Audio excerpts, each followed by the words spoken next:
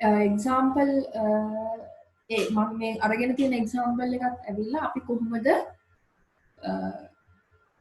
data flow graph එකක් derive කරගන්නේ කියන එක තමයි consider කරන්නේ. එතකොට නම් මෙතන මම අරකට වඩා ගොඩක් සංකීර්ණ යම් සාකච්ඡාවකට සංකීර්ණ කෝඩ් එකක් තමයි මම මෙතනදි ගත්තේ. ඒකෙදි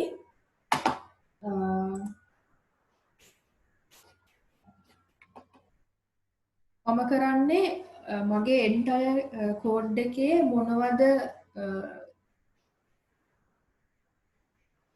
definitions එන්නේ definition PUs CUs කියන්නේ මොනවද කියලා මම අඳුර ගන්නවා මෙන්න මේ විදිහට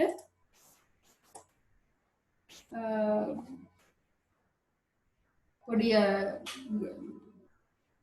මම මගේ කෝඩ් එක දිහා බලලා definition CUs PUs කියන ටික හදාගන්න මේ derive කරගන්නවා.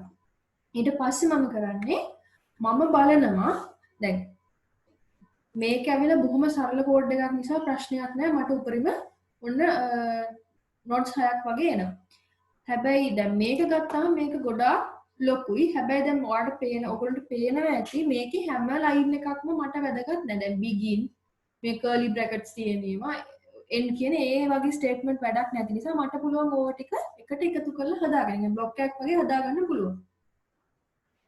ඒකෙදි ඒ නිසා තමයි මම මෙතන මේ අරකම ඇඩ්වාන්ස් විදිහට කරලා අරගෙන තියෙනවා nodes ටික එකේ ඉඳන් 7ට කියන්නේ nodes 7ක් හැටියට මට මේක ඔක්කොම එකට හදා ගන්න පුළුවන් ඊට පස්සේ මේ පළවෙනි node එකට මම consider කරන lines ටික අර මම හොයාගත්ත PUs ඒ විදිහට මම මෙතන හදාගෙන තියෙනවා උදාහරණයක් වශයෙන් ගත්තොත් එහෙම line number 2 3 4 කියන ඔක්කොම ඇවිල්ලා define කරන්නේ.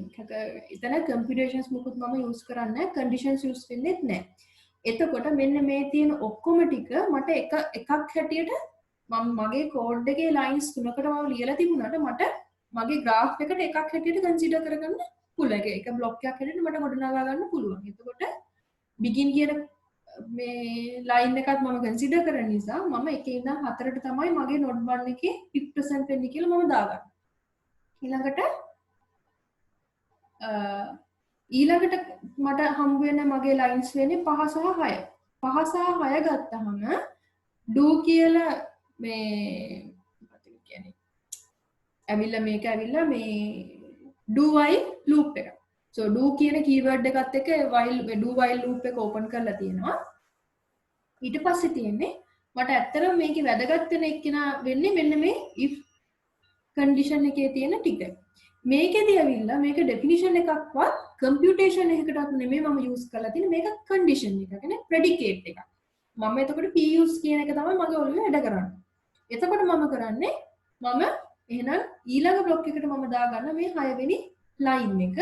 5 වෙනි එක්කෙනාත් අර මගේ entire code එක තියෙන මට maintain කරන්න ඕනි නිසා මම 5 එකට මට දාගන්න පුළුවන්. අන්න ඒ විදිහට මම බලනවා මට එකට කැටි කරගන්න පුළුවන් දේවල් ටික මොනවද ඒ ලයින්ස් ටික තමයි ඒක තමයි මම මෙතන බ්ලොක් මේ ලයින් නම්බර්ස් කියලා දාලා තියෙන එක එක නෝඩ් එකට රිප්‍රසන්ට් කරන්න. එතකොට ඕගොල්ලන්ට පේනවා ඇති මගේ ලයින් 18ක් තියෙන කෝඩ් එක මම නෝඩ්ස් 7කට බස්සගෙන තියෙනවා. ඒ කියන්නේ මට ගෲප් කරගන්න පුළුවන් නම් එක ළඟ තියෙන සිමිලර් ටික එකට ප්‍රශ්නයක් නැහැ. එහෙනම් ඒ විදිහට මට මගේ notes ටික හදා ගන්න පුළුවන්. ඒ විදිහට මම notes ටික හදාගත්තට පස්සේ මේ node 1 to node 7 කියන එකට යන විදිහ අනුව කියන්නේ අපිට මට මේක නිකන් flow chart එකකට වගේ දැම්මම තමයි මේක හොඳටම පේන්නේ. මේක කොතනින්ද මේ node එක කොතනින්ද මේ node එකට යන්නේ කියන එක මට බලා ගන්න පුළුවන්. දැන් මේකේ හැටියට මේක ටිකක් advance එකක් වෙනවා. මොකද loop එකකුත් තියෙන නිසා. එතකොට මම අර විදිහට එකට කැටි කරගත් මේ විදිහට එකට කැටි කරගත්තු ලයින්ස් මේ ඒ ටික මම මගේ graph එකකට ගොඩනගුවොත් මෙන්න මේ විදිහට තමයි අර තියෙන කෝඩ් එක අනුව එන්නේ. දැන් මෙතනදී දැන් මම මේ විදිහට මම මේකේදී කරලා නැති නිසා ඔයාලට පැහැදිලි වෙන්න තමයි මම මෙතන දාලා තියෙන්නේ node 1 එකේදී මගේ පාවිච්චි වෙලා තියෙන definition කියන එක විතරයි. x y z සහ count කියන ඔක්කොම ටික මම මෙතනදි ඩිෆයින් කරගැනීමක් විතරයි මගේ node 1 එකේදී වෙන්නේ. දැන් මම node 2 කියන එකට ගියොත් එහෙම node 2 එකට කන්සිඩර් කරන්නේ 5 සහ 6. 5 කියන එක ඇවිල්ලා කීවර්ඩ් එකක් මේක වැඩි කන්සිඩර් කරන්න එපා. හැබැයි මේ 6 තමයි මෙතන වැදගත් වෙන්නේ. එතකොට මම කරන්නේ මම x කියන එක්කෙනා තමයි predicate use එකක් හැටියට තමයි use වෙන්නේ. එතකොට මම ඒක මට තේරුම් ගන්න පුළුවන් වෙන විදිහට මම මෙතන දාගෙන තියෙනවා use එකක් මොකක්ද variable එක x. ඊට පස්සේ ඒ විදිහට මම මගේ notes වලට පාවිච්චි වෙලා තියෙන variables ටික ඒක definition එකක්ද ඒක use එකක්ද කියන හැටියට මම දාගෙන තියෙනවා. ඊට අමතරව මට මම ටෙස්ටිං කරන වෙලාවේදී මොන පාත් එකේ මොන කන්ඩිෂන් එකද මම සැටිස්ෆයි කරන්න කියන එක මට අවබෝධයක් කරගන්න ඕන හින්දා තමයි මේ කෝඩ් එකේ if ඒ කියන්නේ කන්ඩිෂන්ස් ටික මම මේ අදාළ පාත් වලට ලියාගෙන තියෙනවා. x විශාලයි හෝ සමානයි බිඳුව එහෙනම් මේකේ අනිත් පැත්ත. ඒ විදිහට මම දාගෙන තියෙනවා. දැන් මේ විදිහට ෆයිනලි අපි control data flow graph එකක් ඩිසයින් කරගත්තට පස්සේ අපි data flow control flow graph එක දිහා බලලා සහ අපේ code segment එක දිහා බලලා අපේ statements use the වෙලා තියෙන එහෙම නැත්නම් definition ද කියලා හොයා ගන්නවා use එකක් නම් එයා computation එකකටද නැත්නම් condition එකකටද කියන එකත් හොයාගෙන commonly අපිට එකට ගැදා කරගන්න පුළුවන් ටික හදාගෙන nodes design කරගන්න. ඊට පස්සේ කරන්නේ මම ඒක ඔය nodes වල flow එක අනුව මම ඒක graph එකක් හැටියට දී. ඇඳගත්තට පස්සේ මට පුළුවන් x ට යම්කිසි value එකක් දීලා y ට යම්කිසි value එකක් දීලා z ට යම්කිසි එකක් සහ count එකට යම්කිසි value එකක් දුන්නාට පස්සේ මේ මෙතන අපි මම define කරන value අනුව මට පුළුවන් මෙයා යන path එක වෙනස් කරන්න.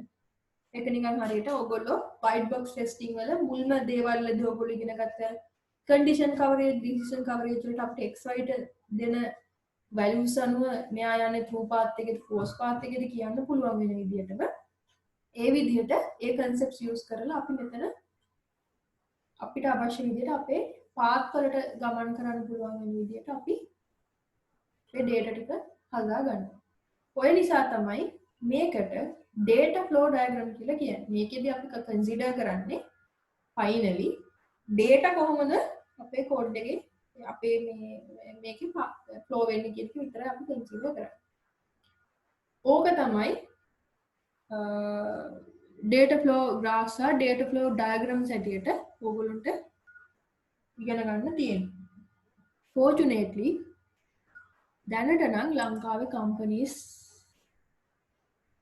මට අහු වෙලා නැහැ මේ mechanisms පාවිච්චි කරන ඒවා. ගොඩාක් වෙලාවට අර ඕගොල්ලන්ට කියලා දීපු normal white box testing ටික තමයි even for a developer ඕගොල්ලන්ට හම්බ වෙන්නේ. white testing වගේ දෙයක් කරනවා නම් development කරන දවසක ඒ මෙච්චර deep සාමාන්‍යයෙන් අපි යන්නේ නැහැ. මේවා ඇවිල්ලා අර නාන්දේවට කියන්නේ ස්පේස් ෂටල් එකකට වගේ අර ඒ වගේ හෙන කම්ප්ලෙක්ස් ඒවට තමයි අපි සාමාන්‍යයෙන් මේ වගේ දෙයක් පාවිච්චි කරන්නේ.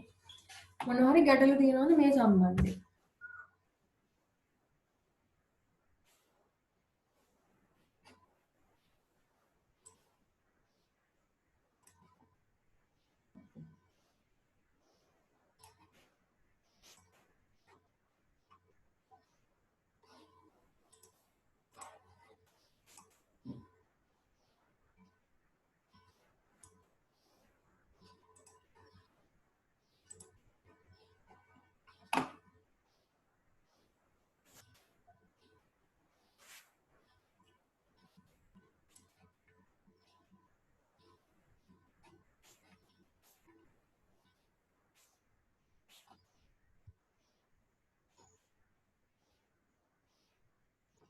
Okay.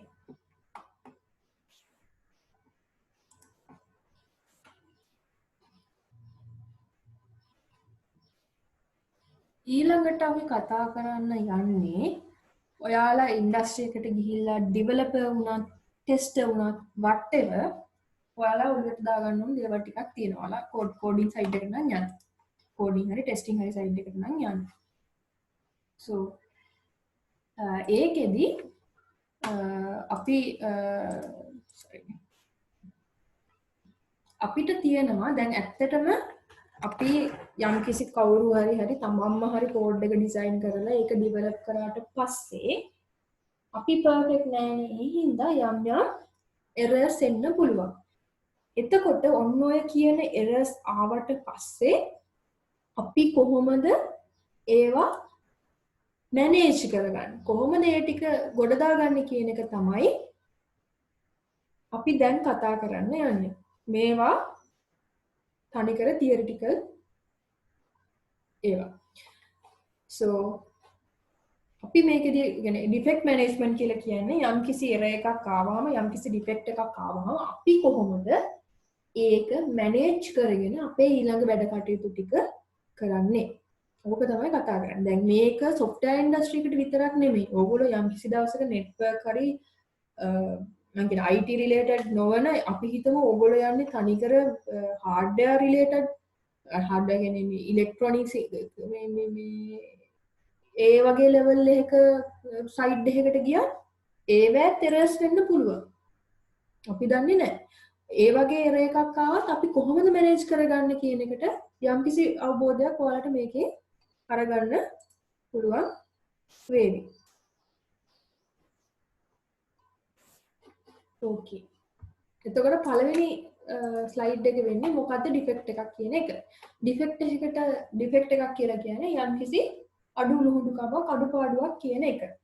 shortcoming, fault or imperfection කියන්නේ perfect නොවන අවස්ථාවක්. එතකොට මෙන්න මේ කියන shortcoming එකක්, fault එකක්, එහෙම නැත්නම් imperfection එකක් කියන එක ඒක software වෙන්න පුළුවන්, hardware වෙන්න පුළුවන්, even for us අපිටත් වෙන්න පුළුවන්. දැන් හැම මිනිස්සයාගේම කන් දෙක හොඳට ඇහෙන්නේ නැහැ, ඇස් දෙක හරියට පේන්නේ නැහැ. එතකොට ඒක ඇවිල්ලා ඩිෆෙක්ට් එකක්.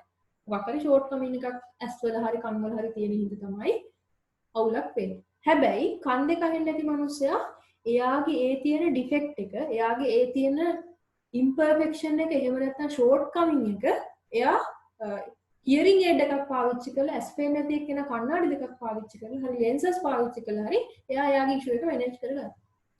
මිනිස්සුන්ට පුළුවන් නම් එයාලගේ තියෙන biologically තියෙන මේ faults defects ටික manage කරගන්න. එහෙනම් ඇයි ඒක බැරි softwares වලට? අනේ එතකොට තමයි defect management කියන concept එක එන්නේ. so defect management කියලා කියන්නේ සරලව කිව්වොත් defect එකක් identify කරලා ඒක අයින් කරනකම් තියෙන process එකට තමයි defect management කියලා කියන්නේ. සාමාන්‍යයෙන් industry එකේ මම industry කියලා කියන්නේ IT නෙමෙයි even electronics whatever ඒවා සාමාන්‍යයෙන් පාවිච්චි කරනවා defect tracking tools කියලා දෙයක්. ඇත්තම කිව්වොත් මේවා defect tracking කියලා කියන්න බෑ. ඔයාලා කියන්නේ ඔයාලගේ everything ඔයාලා leave එක පවා දාන්නේ මෙන්න මේ තියෙන systems තු. ගොඩාක් popular defect tracking tools තියෙනවා. ඒව තමයි Bugzilla, Bugzilla, Jira, Mantis. මේ තුන තමයි world wide පුදුම විදියට popular. ඊට අමතරව HP, ALM තියෙනවා, backlog කියලා එකකුත් තියෙනවා. දැන් මට experience එක තියෙන්නේ Jira වල තමයි. මොකද මම intern හිටිය company එකේ industry හිටිය company එකේ Jira තමයි use කරේ. ඔය මේ තියෙන tools වලට අමතරව තව ගොඩාක් tools අපිට හොයාගන්න පුළුවන්. okay. මට practically knowledge එක තියෙන්නේ Jira සම්බන්ධ නිසා මම මේ Jira related කියන්නේ Jira UI එක ඔයාලට ඒ දේවල් ටික ඔයාලට explain කරන්න උත්සාහ කරන්න. මේකෙදි දැන් defect එකක් තියෙනවා. අපි දන්නවා මොකක් හරි issue එකක්. ඔන්න ඔය කියන issues වලට එක කියන්නේ issue එකක් අඳුරගෙන ඒක අයින් කරන මොහොත දක්වා එක status එක තත්ත්වයන් වලට ඒ කියන defect එක වැටෙනවා. ඊට පස්සේ එයා එක stages වල යනවා. අන්න ඒක අපි දැන් කතා කරමු. අපි ඒකට ටෙක්නිකලි කියන්නේ work flow and status කියන එක. defect එක තියෙන status එකයි work flow කියන එකයි. ඒකෙදි වෙන්නේ පළවෙනියටම වෙන්නේ defect එකක් හොයාගත්තට පස්සේ tester කෙනෙක්. අපි වගේ අය ගිහිල්ලා මොකක් හරි issue එකක් හොයාගත්තට පස්සේ ඒක අපි යම් ඒක හදපු මිනිස්සයාට හරි හදපු මිනිස්සයා available නැත්නම් ඒක හදන්න පුළුවන් මිනිස්සයාට අපි assign කරනවා. assignment කියලා කියන්නේ අන්න ඒක. assignment එකෙන් පස්සේ අපි කියනවා අපි හිතමු සති දෙකෙන් දෙකට තමයි සාමාන්‍යයෙන් industry software industry එකේ releases යන්නේ.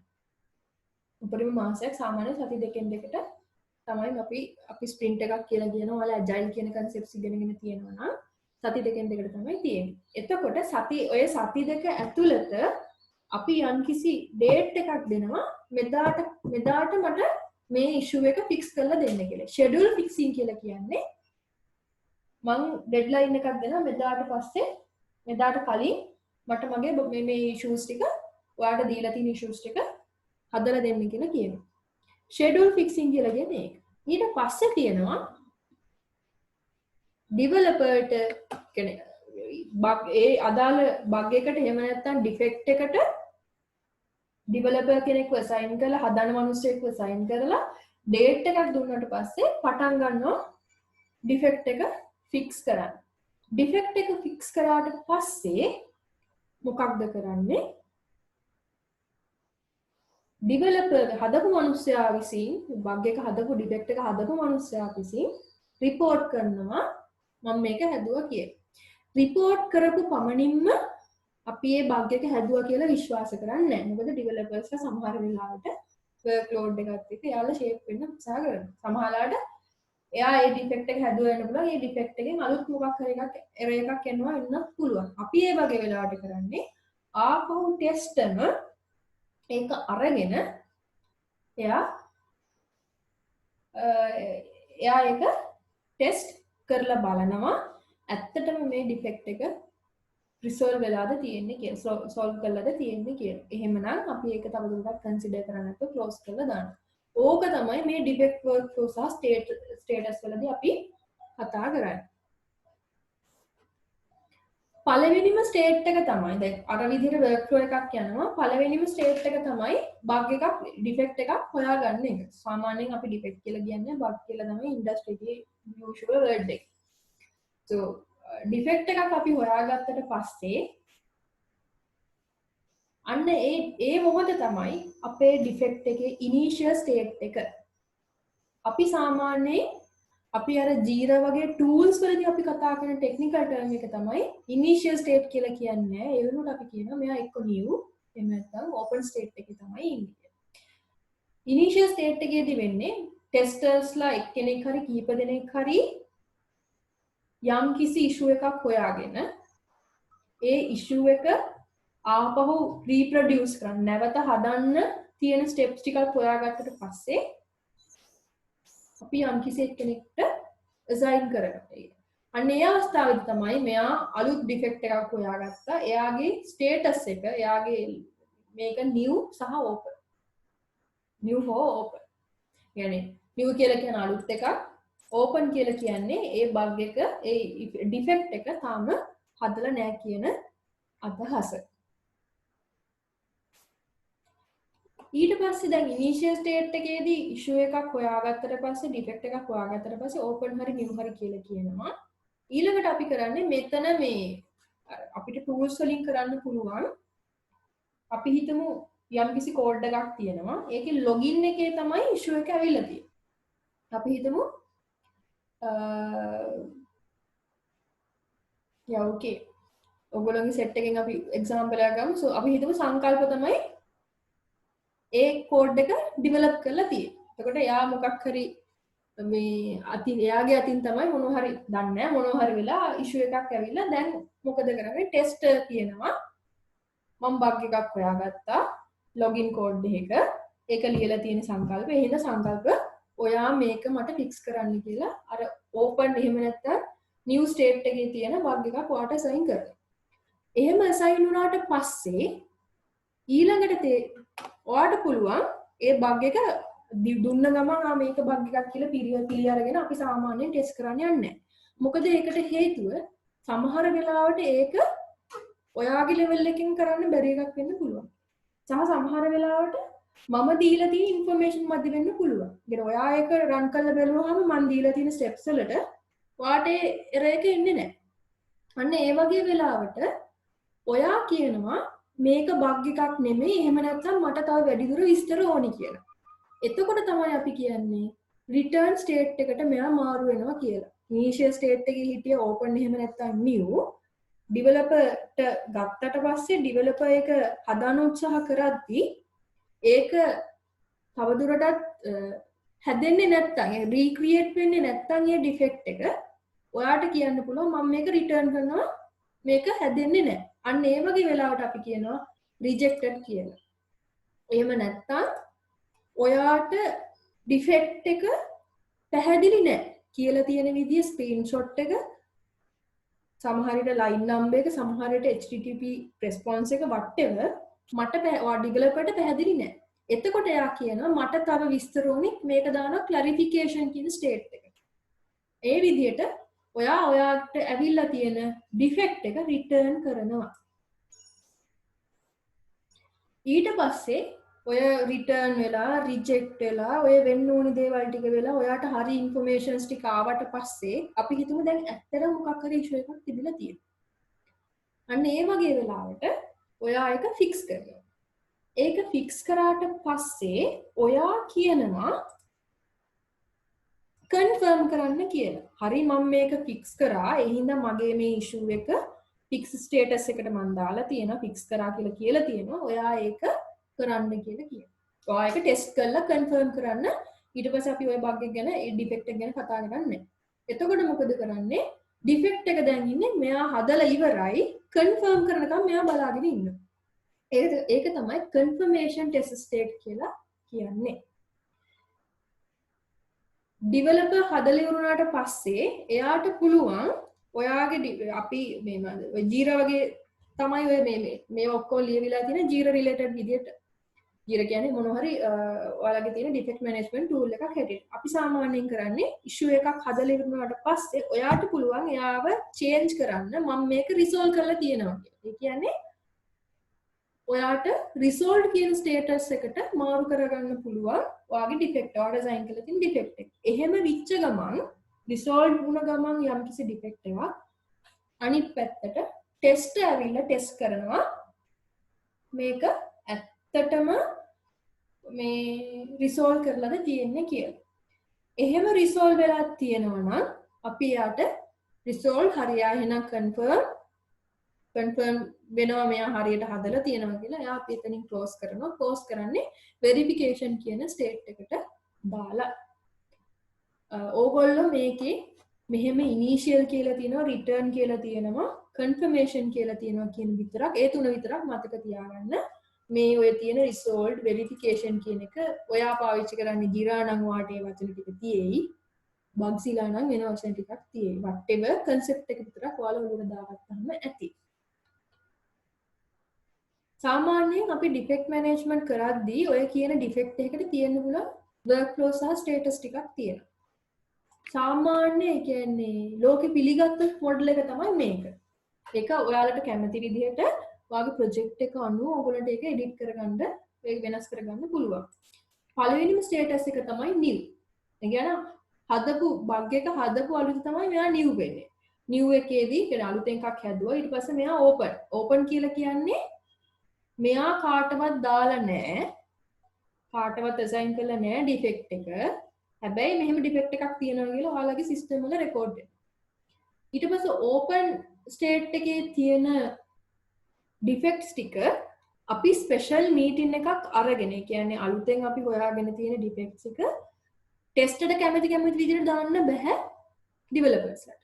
ඒකට ඩිවෙලොපර්ස්ලා ප්‍රොජෙක්ට් මැනේජර් සහ ටෙස්ටිං කරන කට්ටිය වෙන සෙකන්ඩ් මුළු ටීම් එකම එකතු වෙලා ස්පෙෂල් මීටින් එකක් තියලා කවුද මේ බග් එක හදන්නේ කියලා ඩිසයිඩ් කරනවා. ඒ ඩිසයිඩ් කරාට පස්සේ assign කියන ස්ටේට් එකට අපි මාරු වෙනවා. කියන්නේ අපිට දැන් අපි ඕපන් කවුරුවත් නැති එකක් නෙමෙයි මේ ඩිෆෙක්ට් එකට අයිතිකාරයෙක් ඉන්නවා ඒක හදන්න. ඒක assign කියන ස්ටේට් එකට මාරු වෙනවා. assign කියන ස්ටේට් එකේදී ඩිවෙලොපර්ට පුළුවන් මොනවා හරි අපි හිතමු ඇත්තටම මම හිතුවට මේක ඩිෆෙක්ට් එකක් කියලා. ඇත්තට මේක ඩිෆෙක්ට් එකක් නෙමෙයි.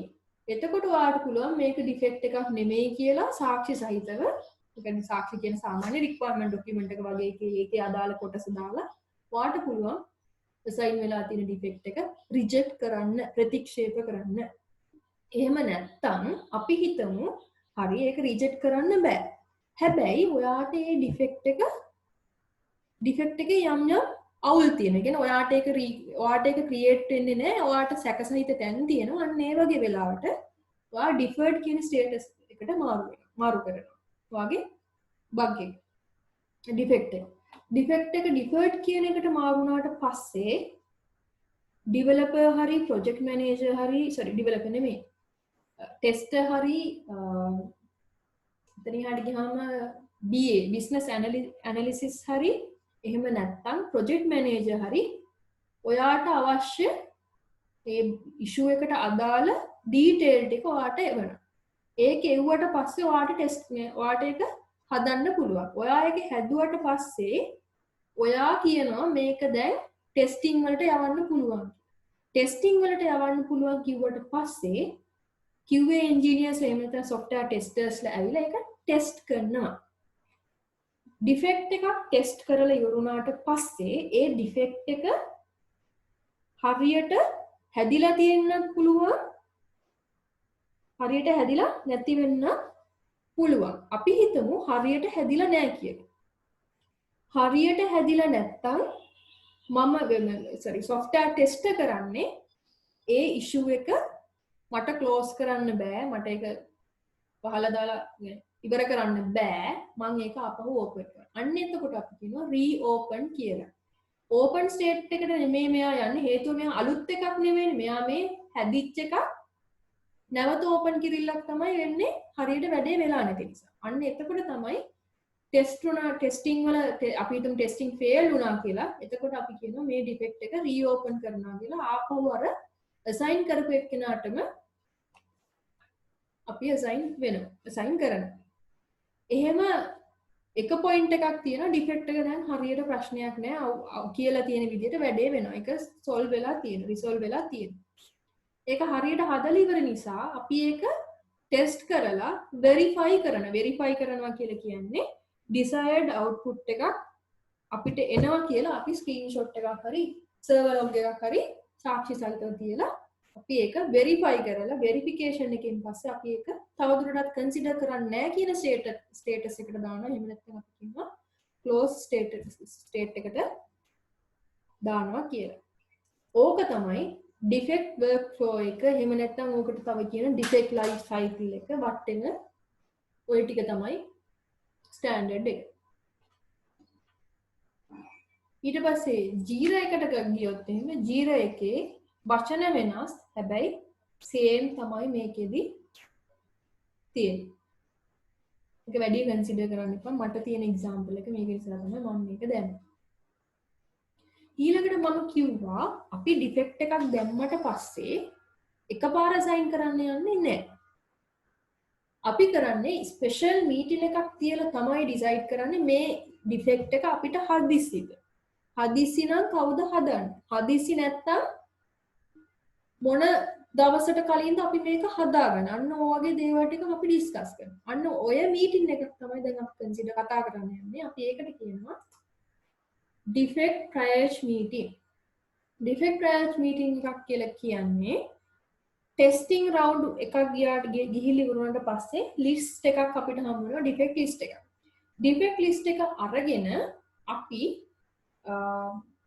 මීටින් එකක් ගන්නවා. ඔය මීටින් එකට එනවා ඩෙවලොපර් එනවා, ටෙස්ට් කරපු මිනිස්සු සෙට් එක එනවා, ඊට පස්සේ ප්‍රොජෙක්ට් මැනේජර් එනවා, බිස්නස් ඇනලිසිස් බලන කෙනෙක් ඉන්නන එයා එනවා, ඊට පස්සේ සමහර වෙලාවට හදපු ඩෙවලොපර් නෙමෙයි සීනියර් ඩෙවලොප්මන්ට් එකේ අය එනවා. සමහර වෙලාවට සමහර ඩිෆෙක්ට්ස් හදපු මොනුසෙට ඩිවලොප් ඒ අදාළ කොටස ඩිවලොප් කරපු උනුසෙට හදන්න බෑ ඒ සීනියර්ට පාස් කරන්න වෙන අවස්ථා තියෙනවා. අන්න ඔය නිසා ඔය කට්ටිය එකට එකතු වෙලා ඩිෆෙක්ට් ලිස්ට් එක දිග අරගෙන කවුද කරන්නේ කවදද කරන්නේ මේක හදිස්සිද හදිස්සි නම් කවදද කලින්ද ඒ ඔක්කොම අපි කතා කරමු. ඉතින් අපි බේසිකලි ඩිෆෙක්ට් ලිස්ට් එක ඇනලයිස් කරනවා මොනවද ගන්න ඕනේ ඇක්ෂන් එක කියලා.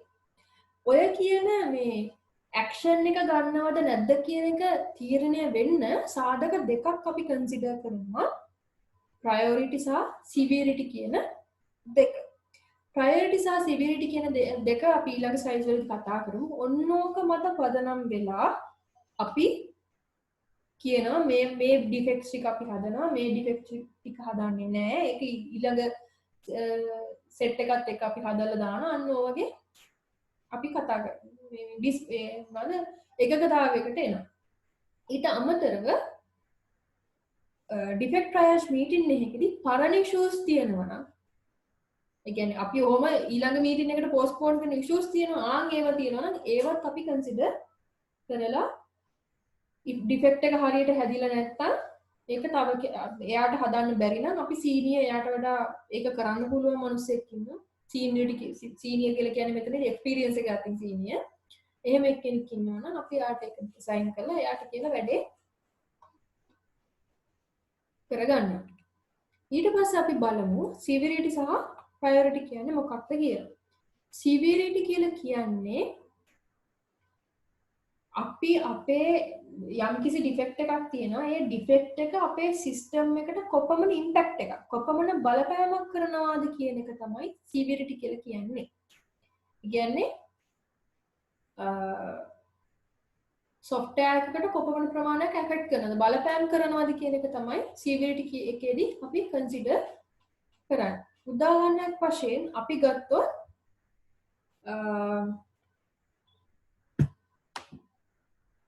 යම් කිසි link එකක් තියෙනවා මේකේ මම අරගෙන තියෙන example එක link එකක් තියෙන ඒ link එක click කරොත් ඔයා accidentally system එක crash වෙනවා. system එක crash වෙනවා කියලා කියන්නේ මොකක්ද? ඔයාගේ entire system එකට ලොකු impact එකක් තියෙනවා. එතකොට ඔයා මොකද කරන්නේ? ඔයාගේ severity එක ඔයාගේ system එකට කරන්න පුළුවන් impact එක damage එක ගොඩක් වැඩි. එන්නේ හින්දා අපි කියනවා high කියලා. වැඩි බලපෑමක් කරන්නේ නැත්නම් අපි low කියලා තමයි consider කරන්නේ. sorry.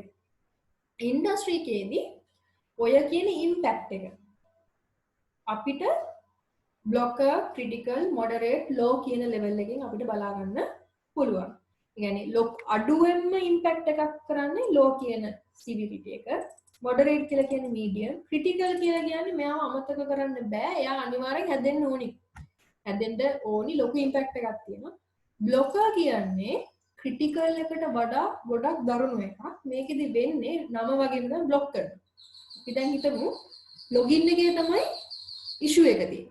සිස්ටම් එකේ ඉතුරු ටික ටෙස්ට් කරන්න බෑ ලොගින් එකේ ඉෂුව එක නිසා. එතකොට මොකක්ද වෙන්නේ? එයා entire testing ටික ඔක්කොම ඉතුරු components ඔක්කොගෙම testing ටික අර පොඩි ලොගින් එකේ තියෙන ඉෂුව එකක් නිසා බ්ලොක් කරනවා. අන්න එතකොට එයා blocker කියන එක ගොඩක්ම දරුණු බග් එකක් ඩිෆෙක්ට් එකක් හැටියට තමයි අපි කන්සිඩර් කරන්නේ. in case ඔයගොල්ලෝ software industry ගිහින් තියෙනවා නම් development කරනවා නම් මගේ ඇඩ්වයිස් එක පුළුවන් තරම් බ්ලොගර්ස් අඩු කරගන්න. මොකද ඔයාලා කන්ෆර්ම් වුණාට පස්සේ ඊළඟට එන ප්‍රොමෝෂන් එකේදී ඔයාලා දන්නේ නැති වුණාට ගොඩාක් කම්පනීස් ඔයා කොච්චර බ්ලොගර්ස් හදලා තියෙනවද ක්‍රිටිකල් බග්ස් හදලා තියෙනවද කියන බග් ඩෙවලොපර් ටු බග් රේෂියෝ කියලා මෙට්‍රික් එක මේ කැල්කියුලේෂන්ස් එකක් කරනවා. මිනුමක් හදාගන්න. ඒක අනුව තමයි ඔයා හොඳ ඩිවෙලොපර් කෙනෙක්ද ඔයා නරක ඩිවෙලොපර් කෙනෙක්ද ඔයාට දෙන සැලරි ඇඩ්වාන්ස් එක කීයද කියන එක හදාගන්න. ඒ නිසා මගේ ඇඩ්වයිස් එක බ්ලොගර්ස් පුළුවන් තරම් ඕගොල්ලෝ software industry ගිහිලා ඩිවෙලොපර් කෙනෙක් වුණොත් පුළුවන් තරම් අඩුවෙන් හදාගන්න. okay that's additional one. severity කියලා කියන්නේ කොච්චර impact එකක් කරනවද කියන එක. ඊළඟට priority කියලා එකක් තියෙනවා. priority එකක් කියලා කියන්නේ යම් කිසි ඩිෆෙක්ට් එකක් තියෙනවා නම් ඒ ඩිෆෙක්ට් එකේ කරන ඉම්පැක්ට් එක නෙමෙයි ඒ ඩිෆෙක්ට් එක කොච්චර ඉක්මනට අපිට හදන්න ඕනේද ඒ කියන්නේ යා නිතර නිතර වෙනවද කියන එක මත පදනම් වෙලා තමයි ප්‍රයොරිටි කියන එක අපි කන්සිඩර් කරන්නේ. ඒ කියන්නේ අපි දන්නවා ඩිෆෙක්ට් ගොඩාක් ලොකු ලිස්ට් එකක් අපිට එනවා සාමාන්‍ය ටෙස්ට් රවුන්ඩ් එකක් ගිහිල්ලා ඉවරුනාට පස්සේ. ඔය ටෙස්ටිං ඉවරුනාට පස්සේ ඒ එන ඩිෆෙක්ට්ස් වල මුලින්ම හදන්නේ මොන ඩිෆෙක්ට් එකද කියන එක කන්සිඩර් කරන්නේ මෙන්න මේකෙන් ප්‍රයොරිටි කියන පොයින්ට් එක මත. අතම සිවිරිටි කියන එකත් අපිට කන්සිඩර් කරනවා. නමුත් ප්‍රයොරිටි කියලා කියන්නේ කොයි වෙලාවෙද අපි මේ ඩිෆෙක්ට් එක ෆික්ස් කරන්න කියන ඕඩර් එක තමයි අපි ප්‍රයොරිටි කියලා කියන්නේ. උදාහරණයක් වශයෙන් ඔයාලා මොකක් හරි වෙබ්සයිට් එකක් හදලා තියෙනවා. වෙබ්සයිට් එකේ උඩ ඔයගොල්ලෝගේ ලෝගෝ එක තියෙනවා. ඒ ලෝගෝ එකේ ඔයාලගේ software එකේ නම වැරදියට ස්පෙල් වෙලා තියෙනවා. ඔයාලගේ සිස්ටම් එකට ලොකු ඉම්පැක්ට් එකක් තියෙනවද? සිස්ටම් එක ක්‍රෑෂ් වෙන්නේ නැහැනේ. එතකොට ඉම්පැක්ට් එක සිවියරිටි එක low. එහෙම නැත්නම් ඉම්පැක්ට් එක low. හැබැයි ඔයාගේ කම්පැනියේ නම තමයි ඔයා වැරදියට ටයිප් කරලා තියෙන්නේ. එතකොට මුලින්ම හදාන්න ඕනි බග් එක වෙන්නේ, මුලින්ම හදාන්න ඕනි ඩිෆෙක්ට් එක වෙන්නේ. මොකද එයාගේ ප්‍රයොරිටි එක වැඩි. හැම එක්කෙනාම දකින්නවනේ. එතකොට ඔළුවට යන්නේ ඔයාලගේ බ්‍රෑන්ඩ් එක විකෘති වෙලා තමයි වෙන්නේ. අන්න එතකොට ඒ වගේ වෙලාවට අපි කියනවා අන්න ඒ වගේ වෙලාවෙදී ප්‍රයොරිටි ගොඩාක් හයි.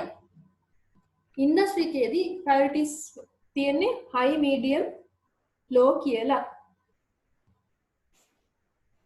ඕකේ. මෙතන මම එක්සැම්පල් එකක් කරන් තියෙනවා.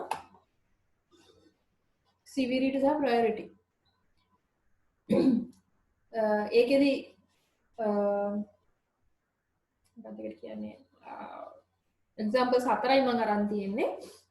අපි හිතමු සිවිරි අපි ගත්තොත් key feature doesn't work. ඒ කියන්නේ ඔයාලගේ සිස්ටම් එකේ main component එක mainම feature එක වැඩ කරන්නේ නැහැ. උදාහරණයක් වශයෙන් ඔයා ගන්නේ අපි හිතමු ඔයා මොකක් හරි software එකක් ලියනවා photos high resolution photos ගන්න. ඔයාගේ main feature එක. ඒ main feature එක වැඩ කරන්නේ නැත්නම් ඒක ඉතාමත් critical. එතකොට සහ priority එක වෙන්නේ මොකක්ද? ඔයාගේ system එකේ value එක තමයි main feature එක වැඩ කරන්නේ. එතකොට ඔයාගේ priority එකත් ගොඩක් high. urgent කියලා කියන්නේ මෙතන high කියන එක. sorry. ඊළඟට අපි ගත්තොත් company logo එක වැරදි කලයකින් දාලා තියෙනවා. එහෙම වුණා කියලා ලොකු impact එකක් තියෙනවද? නැහැ. හැබැයි ඉතාමත් ඉක්මනට අපි ඒක හදන්න ඕනි. මොකද ඒකෙන් වෙන මේ සිස්ටම් එක ක්‍රෑෂ් නොවුනට ඔයාලගේ බ්‍රෑන්ඩ් එකට වෙන හානිය වැඩි. ඒ හින්දා තමයි එයා ක්‍රිටිකල් සිවියරිටි එක ගොඩක් අඩුයි. හැබැයි අර්ජන්ට්ලි අපි හදන්න ඕනි. ඒ විදිහටම ෆීචර් කියන්නේ ඔයාගේ ෆීචර් ලිස්ට් එක දිනනවනේ. ඔයාගේ සිස්ටම් එකේ ෆීචර්ස් තියෙනවා. ඒ ෆීචර්ස් වල අඩුවෙන්ම යූස් කරන, ඉතාමත් කලාතුරකින් යූස් කරන ෆීචර් එකක් වැඩ කරන්නේ නැහැ. ෆීචර් එකක් වැඩ කරන්නේ නැහැ කියන එක ක්‍රිටිකල්. මේක අනිවාර්යෙන් හැදෙන්න ඕනි එකක්. හැබැයි ඕඩ් එක ගොඩක් අඩුයි. මොකද හැම මිනිස්සු කෙනෙක් ගොඩක් කලාතුරකින් තමයි මේ ෆීචර් එක යූස් වෙන්නේ. එතකොට ඒක ප්‍රයොරිටි එක ලෝ හැටියට තමයි අපි ගණන් ගන්නෙ. හැබැයි ක්‍රිටිකලිටි එක වැඩි. මොකද ඉම්පැක්ට් එකක් වෙනවා ෆීචර් එකක් වැඩ කරන්නේ නැහැයි කියන එකෙන් ඔයාගේ සිස්ටම් එක. ඊට පස්සේ අපි ගත්තොත් the caption on an image is written in the wrong font. ඒ කියන්නේ image එකක් තියෙන image එකේ caption එක ලියවිලා තියෙන්නේ අපි හිතමු ඔයාගේ සිස්ටම් එක පාවිච්චි කරලා තියෙන Times New Roman එකෙන්. හැබැයි මේ වෙන මොකක් හරි font type එකකින් තමයි ඒක ලියලා තියෙන්නේ. ඒකේ ලොකු issue එකක් නැහැ. මොකද font එකක් නේ වෙනස් වෙලා තියෙන්නේ.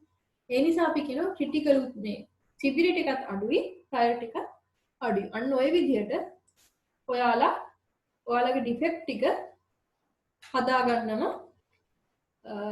මොකක්ද අපි මුලින්ම කරන්නේ කියන එක. ඒ කියන්නේ ඇත්තටම වෙන්නේ ඔයාලා මේ defects ටික අරගෙන ඒ defect එකේ severity එකට මොකක් හරි numeric value එකක් දෙනවා. ඊට පස්සේ කරන්නේ ඒ විදිහට priority එකට numeric value එකක් දෙනවා. දැන් උදාහරණයක් වශයෙන් මම ගත්තොත් එහෙනම් මානසික severity වලට තියෙනවා blocker, critical, moderate, low කියලා. එතකොට මම කරන්නේ මේ labels නේ. ඒ වෙනුවට මම කරන්නේ හරි blocker එකක් නම් මම එයාට දෙන score එක තමයි 10යි. ඒ විදිහේ critical එකට අපි හිතමු 7.5යි. ඒ වගේ මොනවා හරි මම values ටිකක් දීලා තියෙනවා. ඊට පස්සේ කරන්නේ priority කියන එකටත් ඒ විදිහටම high, medium, low මේකටත් දෙන values කිහිපයක්. අපි හිතමු 1 2 3 කියලා. ඊට පස්සේ කරන්නේ අපි අපේ defect list එක කට්ටියත් එක්ක කතා කරලා අපි දාගන්නවා severity එක mark එකක් severity එකට අපි කොච්චර value එකක් assign කරනවද priority එකට කොච්චර value එකක් assign කරනවද කියලා ගන්න. හදන්න.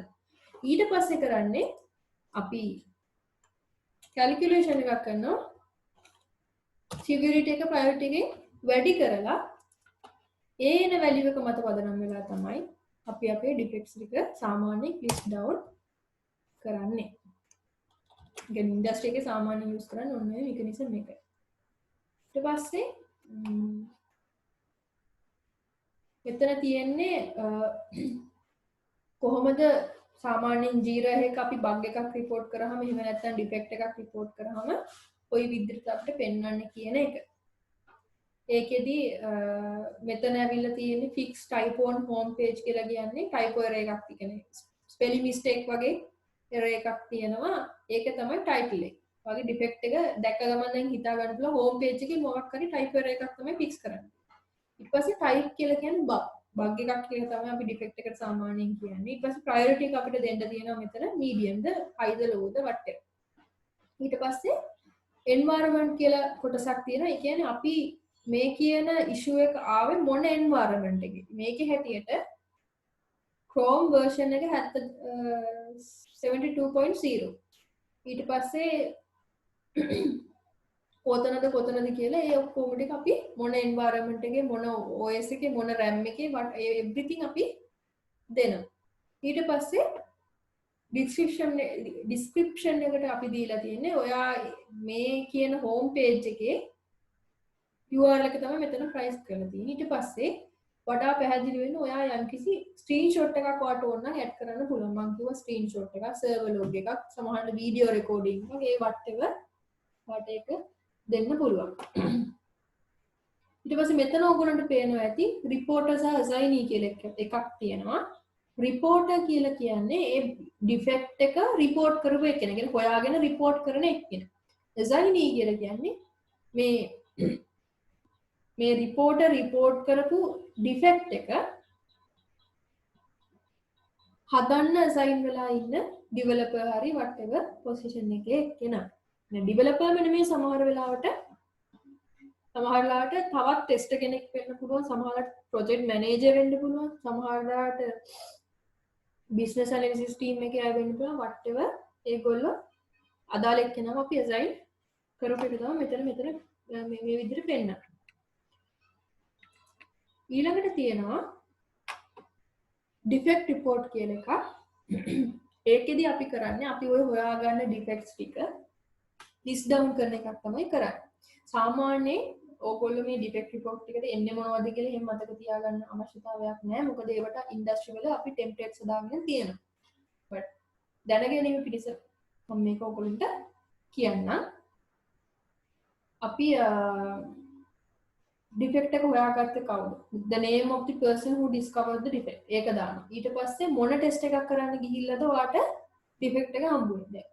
ඔයගොල්ලෝ අහලා ඇති සමහරට unit testing කියලා තියෙනවා, system testing තියෙනවා, performance කියලා කියනවා, regression කියලා තියෙනවා. ඊට පස්සේ load testing කියලා එක જાති security testing වගේ ගොඩාක් testing තියෙනවා. ඒ මොන testing එකක් කරන්න ගිහලාද issue එක ආවේ කියන එක ලියන්න ඕනේ. ඊට පස්සේ defect report එක ඔයා ලියන්න ඕනේ. මේ issue එකේ ස්වභාවය summary එකක් ඔයා ලියන්න ඕනේ. summary එක ලිව්වට පස්සේ ඔයා ඒක detail explain කරලා ලියන්න ඕනේ. ඊළඟට ඔය කියන defect එක ආපහු තව කෙනෙක් හදා ගන්න නම් reproduce කරන්න නම් කොහොමද steps ටික වෙන්නේ? උදාහරණයක් වශයෙන් අපි හිතමු login issue එකක් තියෙනවා. අපි හිතමු issue එක තමයි username එකක් enter කරලා password එක empty දීලා login දුන්නාම එයාට log වෙන්න පුළුවන්. අපි හිතමු ඒක කියලා issue එක. එතකොට steps to reproduce වෙන්නේ ඔයා කියනවා user name එකට ඔයා මොකක් හරි ඔයා පාවිච්චි කරපු user ගේ නම දෙන්න. user x කියලා හිතමු. enter user x in the field of username field. ඊට පස්සේ ඔයා කියනවා password field එක ඔයා මොකුත් click කරන්නේ නැහැනේ. ඔයා login enter කරන්නේ. ඔයා ඒ වලට කරන්නේ login කියන button එක press කරන්න. ඔයා login කියන button එක press කරන්න කියලා ඊළඟ step එකට දෙන්න.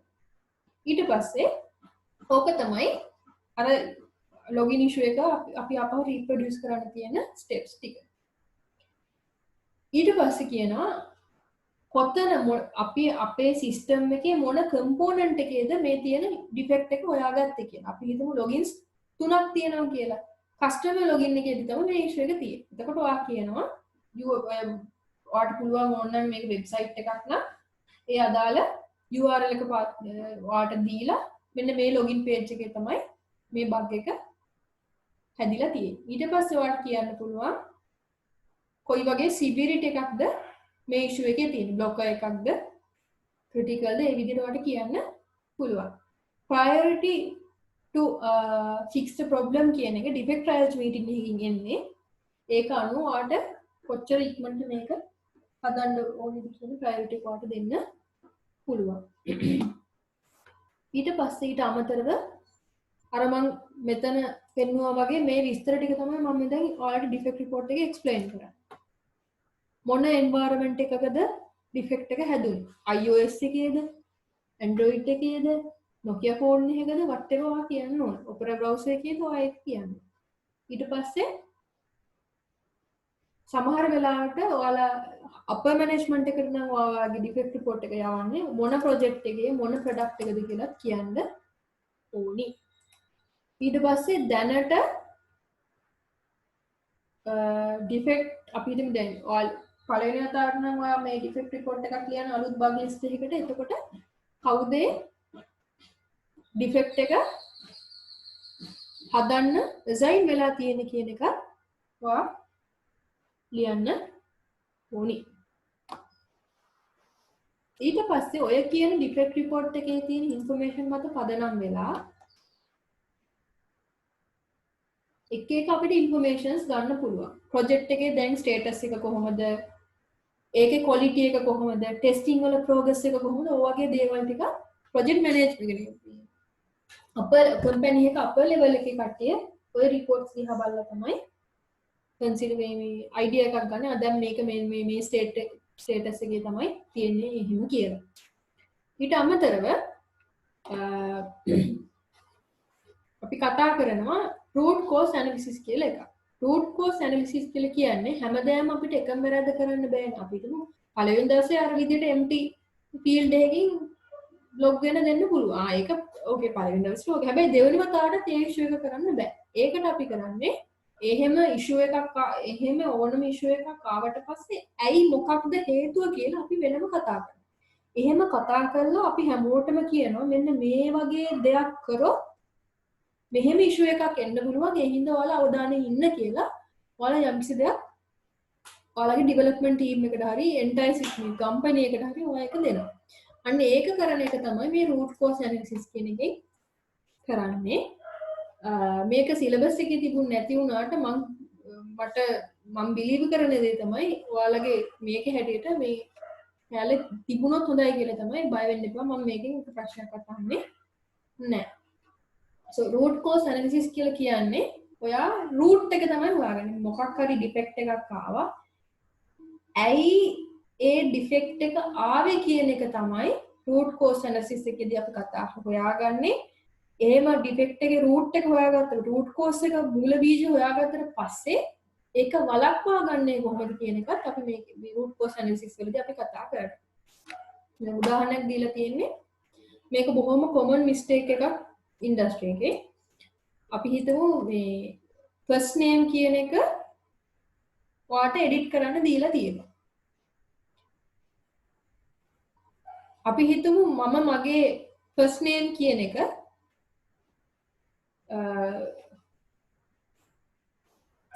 මේ මොනවද කියන්නේ apostrophe එකත් එක්ක තමයි මම එන්ටර් කරන. උදාහරණයක් වශයෙන් ශ්‍රී ලංකන් නම් වල ඒක නැති වුණාට වෙන රටවල ෆ්‍රාන්ස්, ස්පැනිෂ් ඒ වගේ රටවල් වල නම් ගත්තාම එයාලගේ ඒ වගේ ඩිෆරන්ට් සිම්බල්ස් යූස් කරනවා.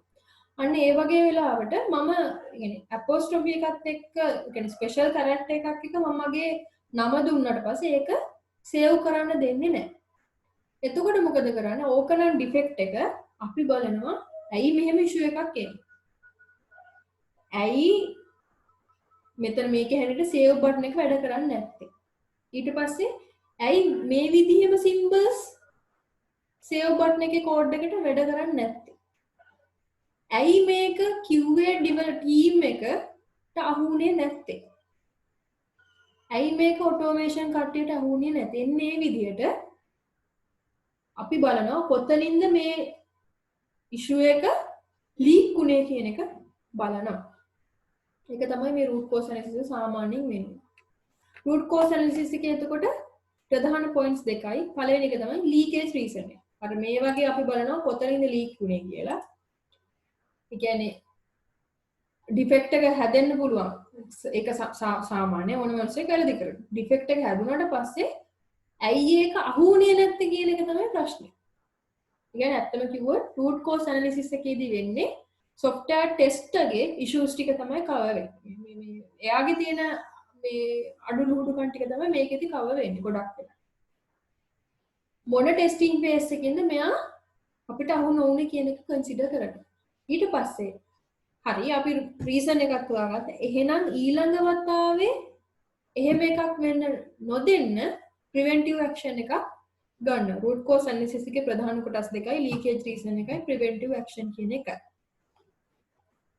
සාමාන්‍ය leakage reasons තමයි මේ මම දීලා තියෙන්නේ ඕනම project එකකට ඕනම industry එකකට මේ ටික common requirement ambiguity. ඒකෙදි වෙන්නේ requirement එක තියෙනවා ඒක කියෙව්වට පස්සේ අපිට එක එක interpretations කරන්න පුළුවන්. يعني meanings ගොඩක් තියෙනවා. ඒක clear නෑ, precise නෑ. ඊට පස්සේ automation defect. සමහර වෙලාවට automation tools වලදී අපිට ඔය කියන scenarios අපේ අතින් මිස් වෙන්න පුළුවන්. ඊට පස්සේ manual testing හරියට වෙලා නැහැ. ඊළඟට සමහර ඒවා තියෙනවා ඔය ඔක්කොම අවුලක් නැහැ. හැබැයි environment issue. ඒ කියන්නේ hardware failures වෙනවා, software වෙනවා, සමහරට configurations errors වෙනවා. සමහර වෙලාවට අපි හදපු software එක නෙමෙයි. computer එකේ තියෙන virus guard එකකින් තමයි මේ issue එක හදන්නේ. අර ඒ වගේ එහෙම නැත්නම් firewall එකකින්. අන්න ඒ වගේ මේ software එහෙම නැත්නම් සමහරලාට මේ server configurations වලින් අන්න ඒ වගේ reasons අපිට සාමාන්‍යයෙන් හොයාගන්න පුළුවන් මේ යම්කිසි defect එකක් leak වෙන. ඊට පස්සේ අපි testing වලදී කරලා තියෙන coverage එක මදි වෙනවා. දැන් ඔය coverage හොයාගන්න හැටි දැන් ඕගොල්ලෝ පහුගිය lectures එකේ සෑහෙන ඉගෙන ගත්තා. එක එක විදිහ coverage එක H කියයි HPR කියයි whatever අපි කරලා තියෙන testing coverage එක එක්ක outdated කියලා කියන්නේ ඒක තවදුරටත් අපේ system එක දැන් ගොඩක් මේ හැදිලා තියෙන නිසා ඒක outdated. අපි කරපු parts ටික දැන් වෙනස් වෙලා තියෙනවා. so එතකොට අපි ඒ parts ටික අපව අලුතෙන් හදා ගන්න ඕනේ. එක්ක එහෙම වෙන්න පුළුවන්. එහෙම නැත්නම්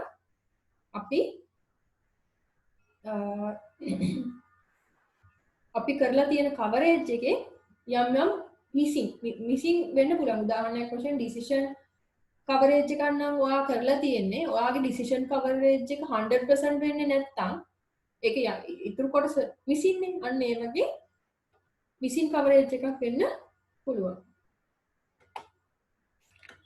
ඊළඟට preventive actions වලට තියෙන්නේ අපි අර කියන විදිහට manual coverage එක හරි automation coverage එක හරි අවශ්‍ය විදිහට අපි හදා ගන්නවා.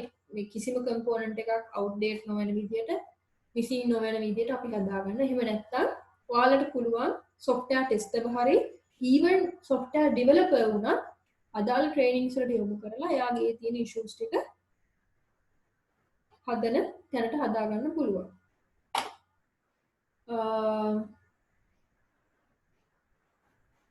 ඒ ටික තමයි කියන්න තියෙන්නේ. අද lesson එකෙන් defect management මම quiz එකක් දෙනවා. quiz number 6.